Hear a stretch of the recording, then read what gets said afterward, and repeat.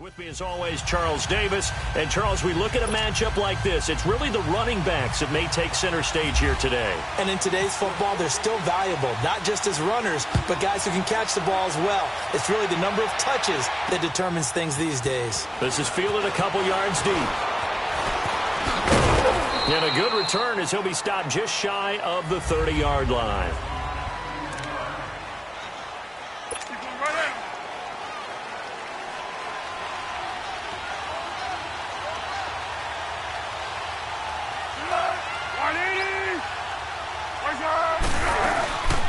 Now it's the all-purpose back. This is Darren Sproles.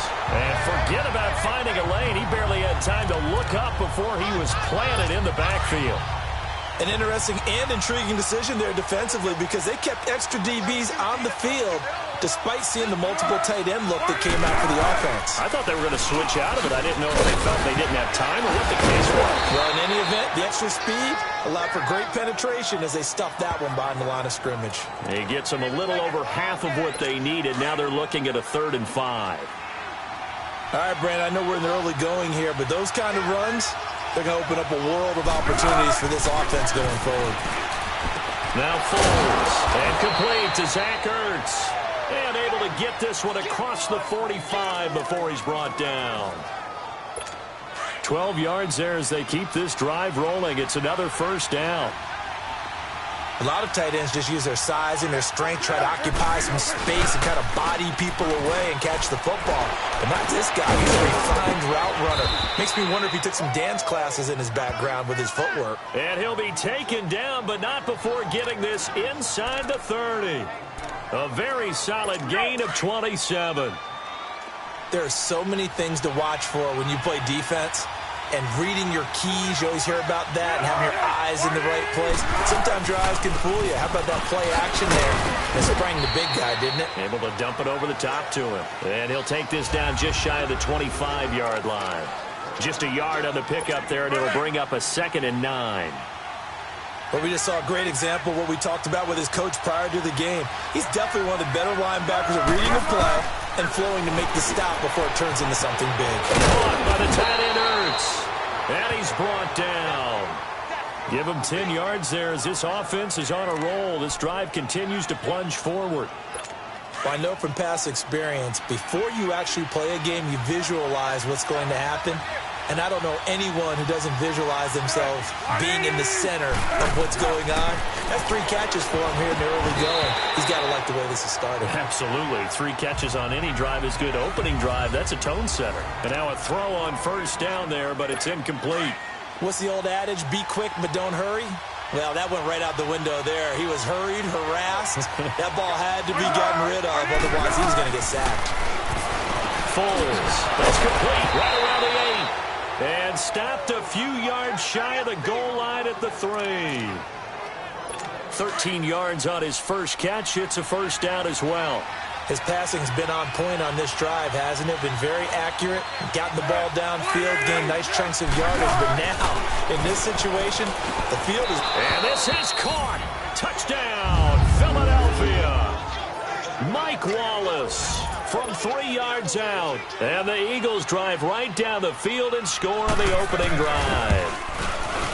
And all about timing there on that short slant, Charles. Exactly right. That was timed up so well. The route, the throw, touchdown. Elliott good with a PAT. And it's now a 7-0 game. That'll be taken in the end zone.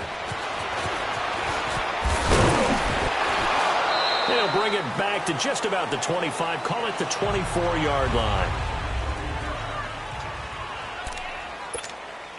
Ryan will bring the Falcons up now 1st and 10 at their own 24. Get up! On 1st and 10, it's Ryan. Dancing to his left. And they're able to get this one across the 35. A nifty bit of scrambling there. 12 yards, first down.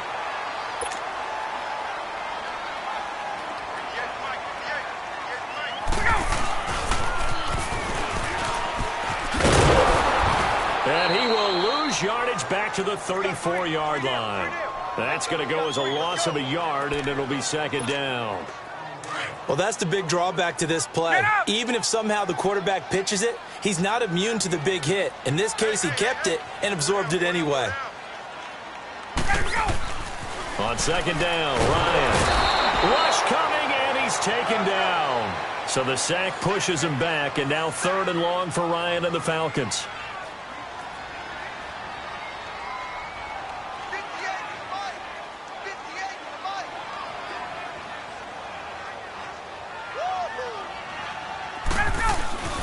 Now Ryan.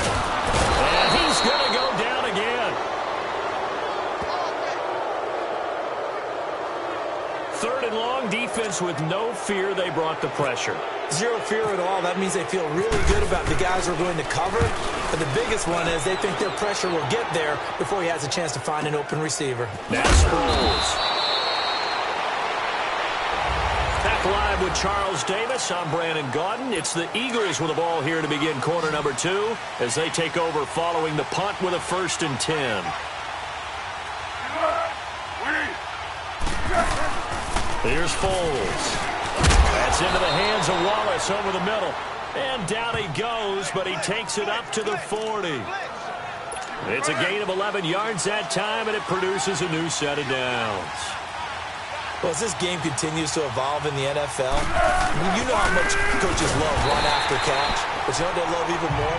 Completion. Yeah, just holding on to the ball. Catch it, cover it, tuck it away. Whatever you get after that is almost gravy. That's how a lot of these receivers are being taught now. He has elite instincts from his linebacker spot. He's able to diagnose the run and flies in like a missile to stop that one behind the line of scrimmage. And he's going to be stopped up quickly here. Just a yard up to the 39. Early down stuffs have put this offense in a precarious position. We know that securing the point of attack, especially against the big-bodied guys in the middle of this D, has got to be priority 1. Back to throw. And he'll just toss it away. So he throws it away, and that brings up 4th down. Not sure what you're thinking here, partner, but I believe the officials have done a nice job here getting together and then coming out and indicating that there was a receiver in the area. Absolutely, and he was in the area. Correct call made, no grounding. And that'll hit at the 5 and go into the end zone for a touchback. Now the Falcons offense, they get ready to head back out here. And on the last go-around, they really couldn't get anything going. They had to punt from deep inside their own territory, which means they're going to lose the field position battle as a general rule. What they're looking for now is a little more consistency, move the ball at least a few times on offense, get a couple of 1st downs, and hopefully flip the field. Yeah, just something to build off of. That's what they're looking for here. Meanwhile, they take a shot to start the drive, but this is going to wind up incomplete. On second down, Freeman. And he's going to get this one across.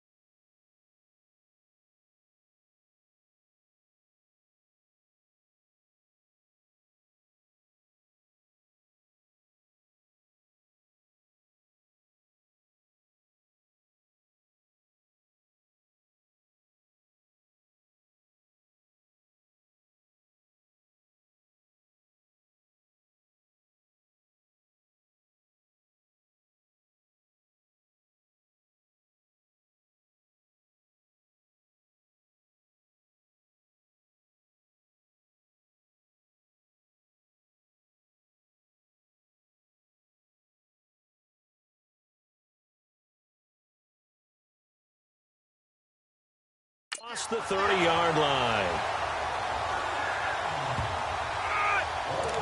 Tremendous blocking by the interior of the offensive line. They didn't just gash him there. They blasted a gaping hole for him to gallop through. I think if he comes back to the huddle, he better be giving them a whole lot of credit and thanking them for that much space to rumble.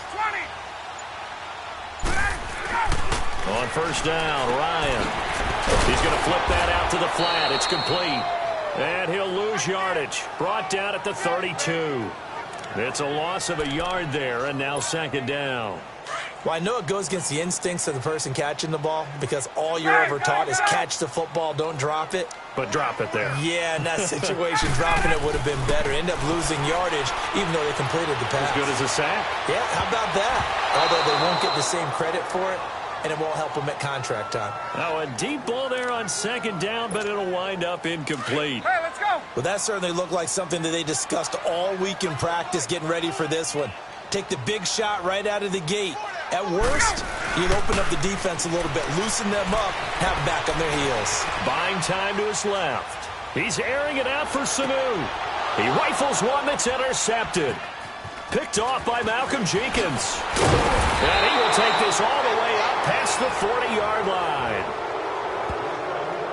I think that interception happened for two reasons. Quarterback gets outside the pocket and panics a little bit, and receiver doesn't make sure he's absolutely in an open spot. So there's a guy lurking, took the ball from him. Yeah, so don't wave your arms, right, as a receiver if you're not wide open. Got to know that you're open, otherwise just don't do it. And that play going absolutely nowhere as he's belted before he could get out of the backfield. Doubling this guy has to be a priority before moving up to the next level because the big fella, he just ate that one alive, just stuffed it. In fact, before the game, he was talking to us, and he's like, hey, these pants make me look fat. And we said, nah, man, you're just a whole lot of guy. He is at well over 300 pounds. He's a big man. Here we go. When you see passes knocked down by those guys I call the frustrated fullbacks, the linebackers, you know that in their zone coverage, they were able to drop, see the ball thrown, and react to it very quickly. 58 to go in this first half of play, and almost picked off. I guess the good news for them now, it's fourth down.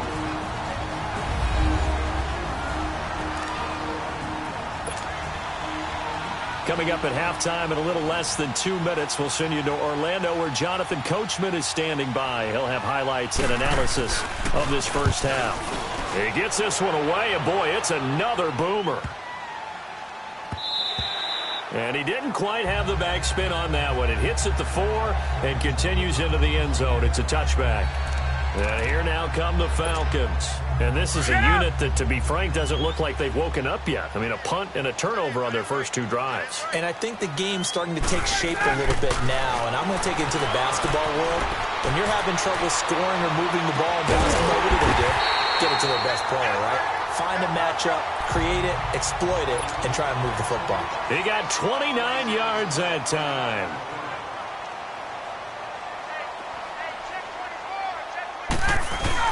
They go play action here on first down. It's caught inside the 25. And he'll get this one down near the 20-yard line. Give him 30 yards there.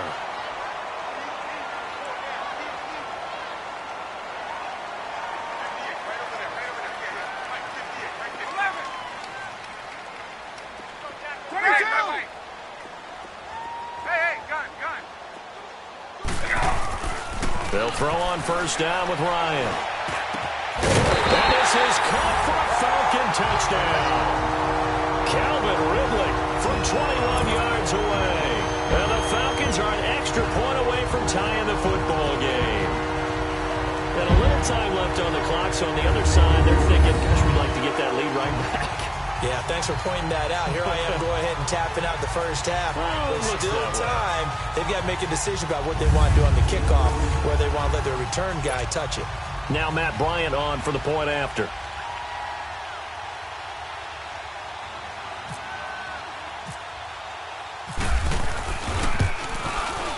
Bryant's extra point up and good. And that is going to tie our game as we approach halftime.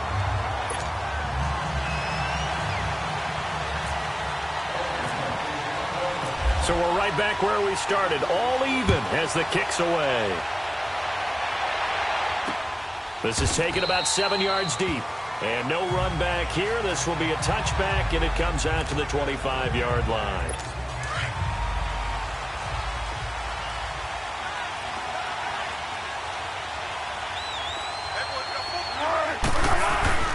They'll come out throwing here on first down. He couldn't quite hold it. Got hit. Ball pops out. Incomplete. Well, you know, Charles, just thinking back, it was around this time a year ago, Hurricane Harvey was devastating the Houston area and other areas there in southeast Texas. 1 year later, though, J.J. Watt's Foundation announced it had raised and given $41.6 million in the last calendar year. That's phenomenal. And he was the NFL Man of the Year last season, and rightly so for what he did. And if I'm not incorrect, his goal when he started this to help all the people was $200,000. 41.6 million minus 200,000. That's a pretty good margin there. That's a heck of a margin. Congratulations to J.J. Watt, his foundation, and to everyone who contributed to help out the people in Houston. Now the throw on third down, knocked away and incomplete. The Eagles send out their punter now as he's on to kick it away.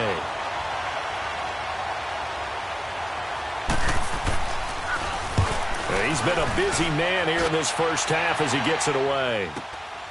Taken in at the 22. So a touchdown apiece. That's what, and just like that, on we head to half number 2. Set and ready to go for the second half. One touchdown apiece. 7-7 our score. Now Hardy on the return. And some good coverage there by the kick team as he'll bring him down at the 16-yard line. So out come the Falcons now. They have a chance to break our tie here as we get a look at the first drive of quarter 3. And it's such a tone setter, isn't it? Because both sides trying to seize momentum to begin the half. What do they have dialed up that'll give them an advantage to move the ball downfield? Let's find out what they have dialed up. And it pops free. The collision there jarred the ball loose and brings up second down. But with the incompletion there, gives us time to hit on the retirement, Charles, of Eric Decker. Of course, played for the Broncos, Jets, and Titans, was with the Patriots this preseason, but now he's going to step aside. I think he had a fantastic career because look at it this way. Getting 1,000 yards in one season for a receiver, that's a career for most people. He did it 3 times. Best year in Denver in 2013, 87 catches, almost 1,300 yards and 11 touchdowns. Congratulations on a wonderful career, Eric Decker. Good yardage as he rumbles for 24 and a first. Boy, he does it at a high level, doesn't he? Because when I watch him, I think of his vision. Straight ahead, peripheral. Also has that sense of where holes are going to be before they actually open. I think that helps set him apart from many of the other backs in the league. And Jones has it over the middle. And he's going to get this all the way down inside the 35. A very solid gain of 27. So from Philadelphia territory now, here's a 1st and 10 down at the 33.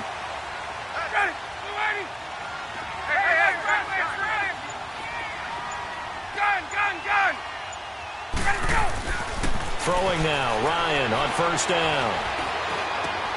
And he's going to drop this off to his fullback.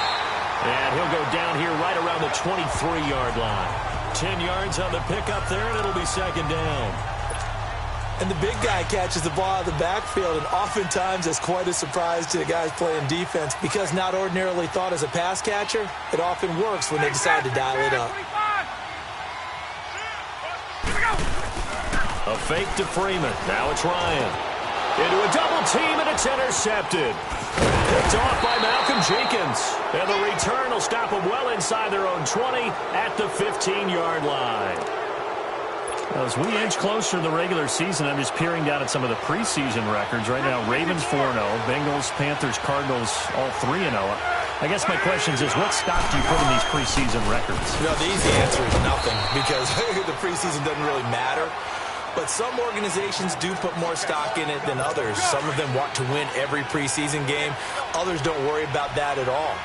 Intel has told me that only one team has won the Super Bowl after going 0-4 in the preseason, and that was in a strike year, I believe, when Washington did it. So, for the most part, you just don't want to go winless in the preseason. But remember this, the Browns and the Lions both went 4-0 preseasons, then they went 0-16 in the regular season. Speaking of winless teams, Eagles and Falcons both winless right now. Could be Super Bowl contenders. I still think that they're going to be, whether they go winless or not. And he's going to go down. Back at his own 5-yard line, it's a sack.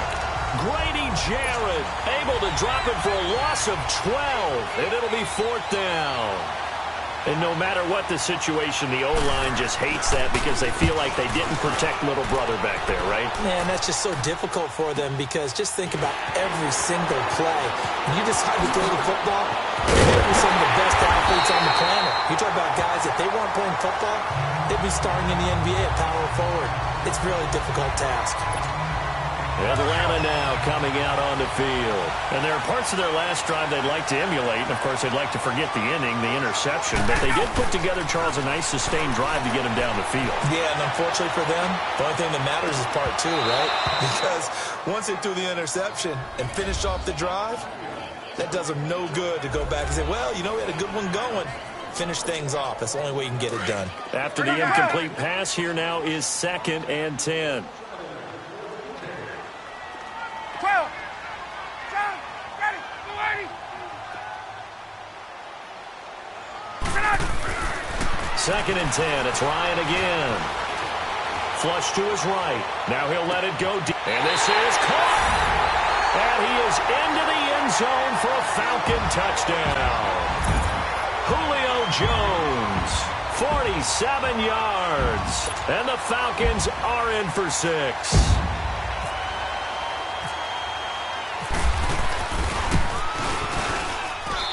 Bryant tacks on the extra point, and that makes the score 14-7. Pretty clean and simple there. Just 2 plays. The long pass resulting in the touchdown on play number 2.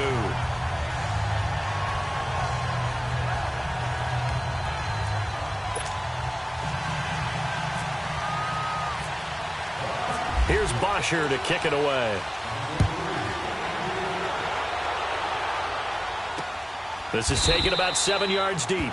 And no run back here. This will be a touchback, and it comes out to the 25-yard line.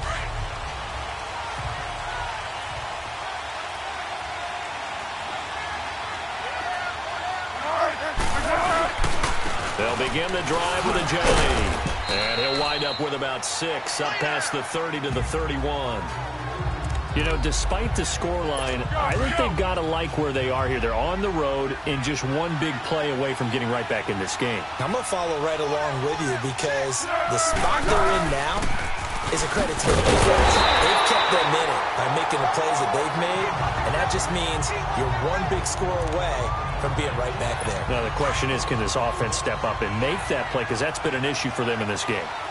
I know the scouting report on him is that he doesn't possess the eye discipline to be an elite linebacker. What that means is his ability to read, react, and make a play. But on that one, he looked like one of those guys. They convert on 3rd with a gain of 22.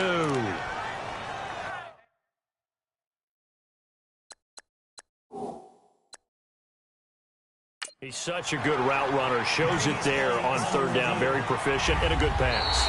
And you know what I've observed? After review of the play, the ruling on the field is reversed.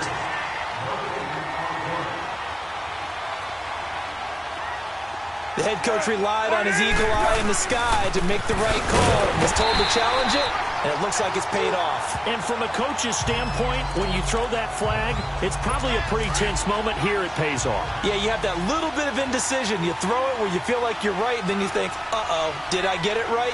In this case, they can celebrate. He'll look to throw. Ertz has it left side.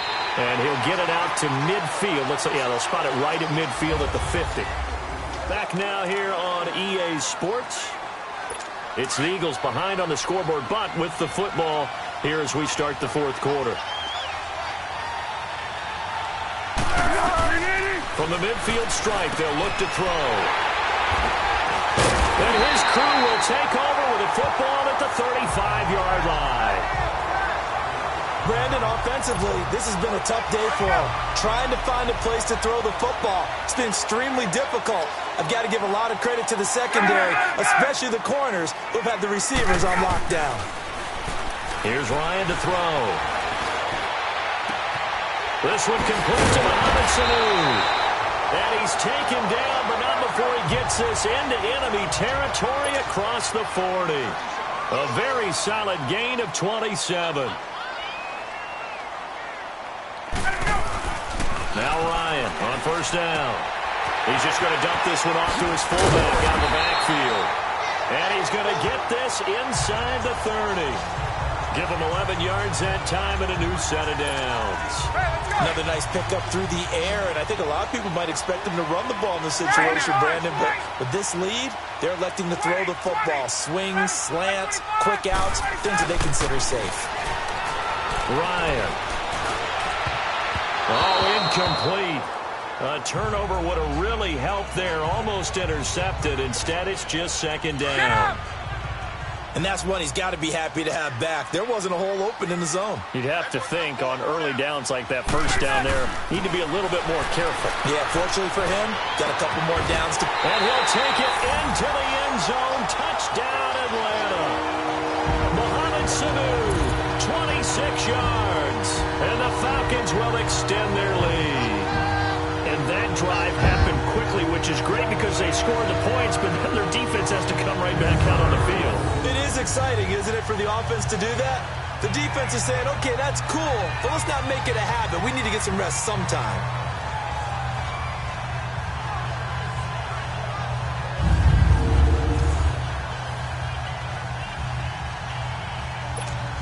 Here's Bryant for the extra point.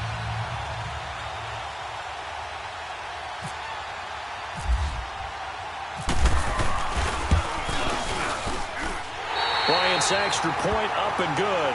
And it's now 21-7. Just a 4-play drive that time. And the Falcons score to cap it off.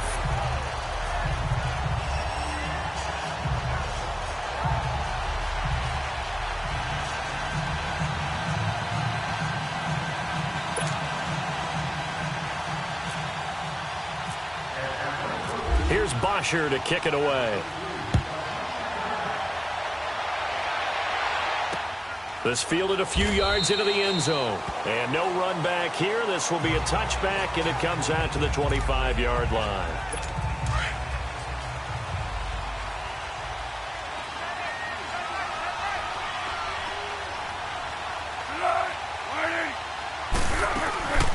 They'll begin the drive with Sproles. And he will lose yardage here back at the 23-yard line. It's a loss of 2 there, bringing up second down. All right, Brandon, you know me as well as anyone. You know I don't usually advocate abandoning things during a game, but here we are in the second half. I think it's time to change things up. Let the running game go a little bit. Let's get to the passing game. And if you still want to get in the hands of the runner, maybe you swing it to him, throw it to him a little bit. Try it that way. They'll wind up getting 10 back as that sets them up for third down. They're giving those short little routes, tackled him in bounds, too. They're just not wanting to get beat over the top. Yeah, and if you can't really get downfield, take the short routes. But now you've got to have guys who can actually break tackles and increase those gains. Over the middle, complete. That's Wallace. And he'll get it up near the 35, right at the 34 here. You got the big lead defensively. Willing to give him that underneath stuff, right? And this is why you work on your tackling. Tackle them after the catch, inbounds, keep the clock running. Just go ahead and bleed the game out that way. They're going to run. It's Sproles. And he will have a first down as they get him to the ground at the 37. The time to pull out the stops is now, and they convert there on fourth down. Oh, he's not going to get it by much, but on 4th and 1, all you're worried about is moving the sticks. And here he's able to fight his way forward for a couple of yards, and that's all he needed. Quick throw, that's complete on the inside slam. Give him 9 there on the first down completion. Nothing fancy on first down, but a very consistent type of a play. Hit that slant. A lot of people call it an extension of the running game, and it can be if that pass is completed, because you hit a guy on the run like that, he often can go for big yardage. Sets him up nicely for second down, staying ahead of schedule. And he'll lose yardage on the play back at the 45-yard line. So it's Eagle football here as we get you reset. And let's see what they've come up with offensively after having time to talk it over.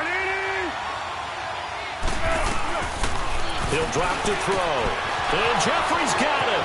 Alshon Jeffrey. Touchdown, Philadelphia. Alshon Jeffrey, 55 yards. And the Eagles are back within a score.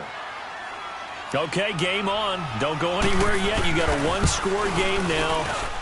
Probably going to rely on the onside kick coming up. Yeah, they have to. It's not a high percentage play, but it's better than not having a chance at all. And that's when you put your leapers and your flyers on one side, get that high hop, and hope that one of the guys can come up with it. And on the other side, you get that hands team ready. No doubt about it. This fielded a few yards into the end zone. And the decision to bring it out is going to cost him about 7 yards all told as he's taken down back shy of the 20. Atlanta now coming out on the field. And they're hoping to redo their efforts in the last drive when they got into the end zone. And just think of what it's like now on the sideline, because when you score a touchdown, you have to go over and look at the tablet and see what you did on the last drive. When you scored points, it's a whole lot better view than when you're trying to figure out how to fix things there. The Eagles going to take the first of their timeouts as they'll talk things over prior to this upcoming second down play.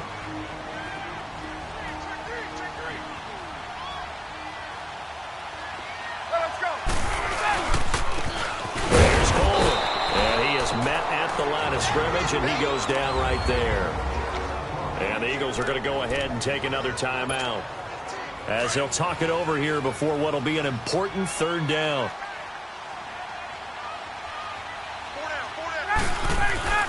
Now Ryan, eluding the pressure right. On the run, he'll let it go deep, right sideline. So they took a shot there on third down, couldn't get it. Now it's fourth. Not only was the call spot on, how about the execution of that defense right there? The zone was absolutely locked up tight. He was trying to force it in there on third down. But if there's a time to force it, he felt like he needed to make a play, right? Yeah, exactly right. Third down, you got to try and find something. There's nothing available there for him. It's caught, Jones. And they're able to get this one across the 35. And now we're going to get a timeout here called by the defense. And they'll be disappointed to have to burn one there after giving up the first down.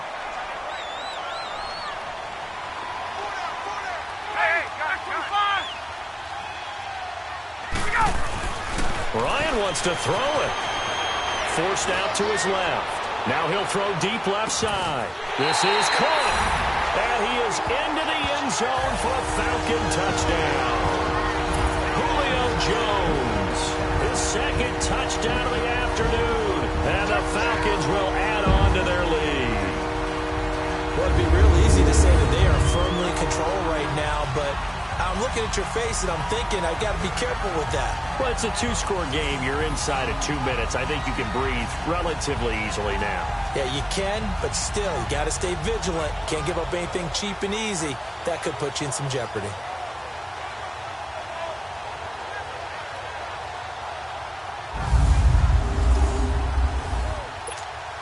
Bryant now to tack on the extra point.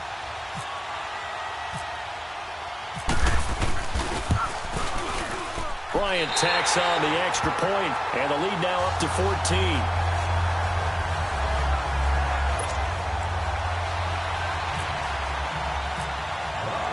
Here's Bosher to kick it away.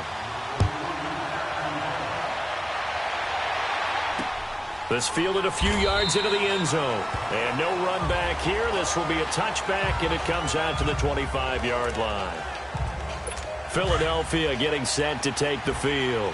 And they'll just simply be looking to build off the confidence of the last time out where they scored a touchdown. And confidence is powerful, isn't it? When you've scored once, you feel like you can go back out there and get it done again. Doesn't matter what the defense throws at them. And this is intercepted, and that should do it. It's Desmond Trufant, and his crew will take over at their own 45-yard line. Obviously disappointing, but you had to go for broke here, down 2 scores. So that forced you to make some throws you definitely wouldn't want to make. And I think this interception is going to pretty much write an end to this one.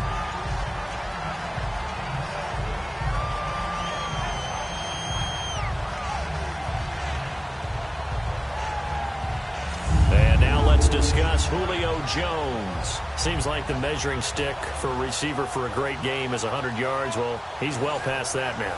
And as we analyze how he's getting them, that's where it really becomes fun because, let's face it, they keep sending coverage at him, keep trying to put the pressure on, yet he finds ways downfield and finds openings. That's a really crafty receiver.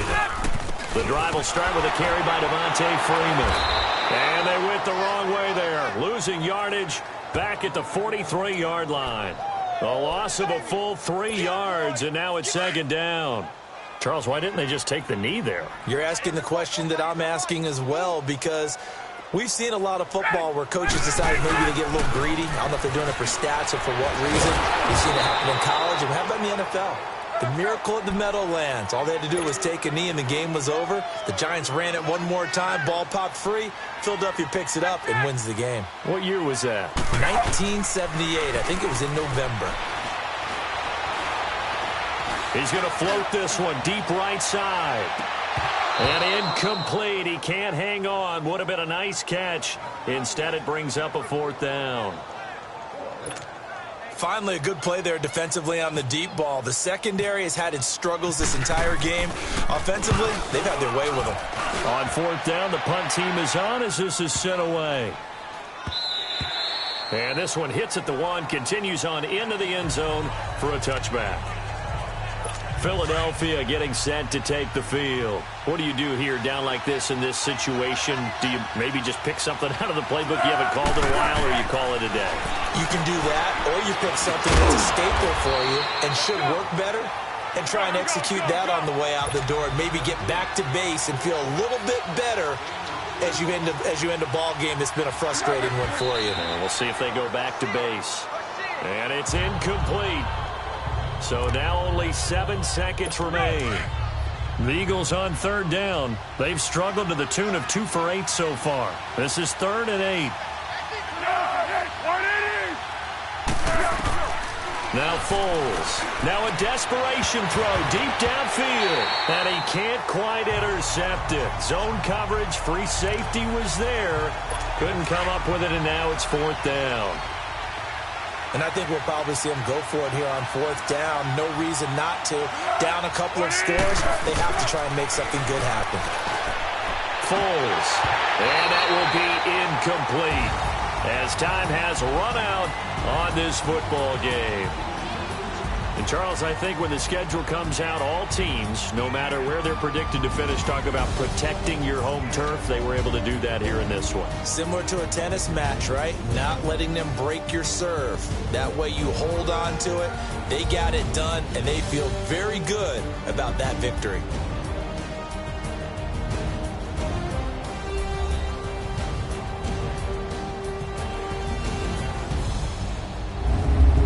That'll do it for us. For Charles Davis and all our hardworking crew, I'm Brandon Gaudin. You've been watching the NFL on EA Sports. For more, find us on Twitter at EA Madden NFL. It's a win for the Falcons here as we say so long from Atlanta.